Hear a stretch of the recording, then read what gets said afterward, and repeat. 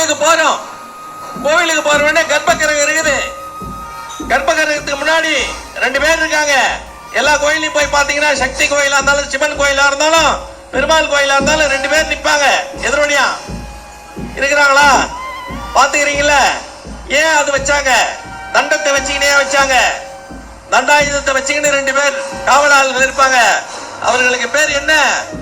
துவார பாலகர்கள். துவாரம் என்றால் வழி, பாலகம் என்றால் இளமைத்தன்மை. துவார பாலகர்கள் எங்க இருக்கிறாங்க? உடம்புல. உன்னுடைய கண்ணுதான் துவார பாலகர்கள். துவாரம் என்கின்ற பாலக வழி. இது உள்ளால போய் பார்த்தா மூலவர் இங்க இருக்கிறாரு. மூலவரை தரிசனம் பண்ணணும். அதனால தீய எண்ணங்களை பலியிடணும். பலிபட வச்சாங்க. உன்னுடைய நெத்தியை எடுத்துட்டு போயிட்டு அந்த பலிபடுத்துக்க வச்சு, இறைவா எனக்கு தீய குணங்கள்லாம் அழிச்சிடு அப்படின்னு சொல்லிதான் உள்ள கோயிலுக்கு வரணும்.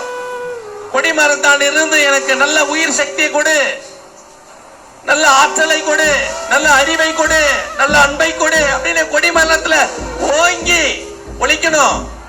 நல்ல அறிவோடு, அன்போடு, கருணையோடு, பக்தியோடு, நேர்மையோடு, உண்மையோடு நான் உன்னை தொழ வர வேண்டும் என்கின்ற எண்ணத்தை நீ கொடிமரத்துல வேண்டி துவார பாலகர்கள் வழியா உள்ள போகணும்.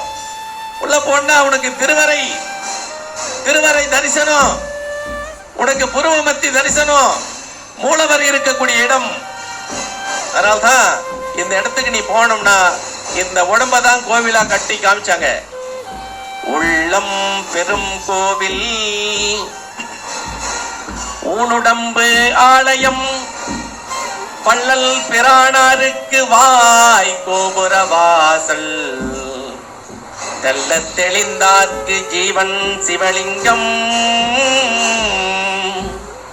கள்ள புலனைந்தும் காளாமணி விளக்கே, நெஞ்சகமே கோவில் நினைவே சுகந்தம், அன்பே மஞ்சள் நீர் பூசிடவாராய் பராபரமே.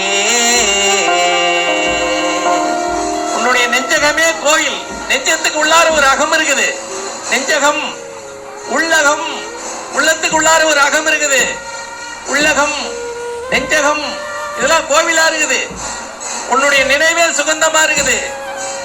அன்பு, அப்ப உள்ளம் பெரும் கோயில். உனக்கு உள்ளம் இருக்குது, அது பெரிய கோயில். இந்த உடம்பே ஆலயம். இந்த வள்ளல் பிரான் இருக்கு வாய் கோபுர வாசல். வாய் தான் கோபுர வாசல். உள்ள போகணும், நல்லது உள்ள போகணும், வாய் வழியா போகணும். அதனால வாய் தான் உனக்கு வாசல்.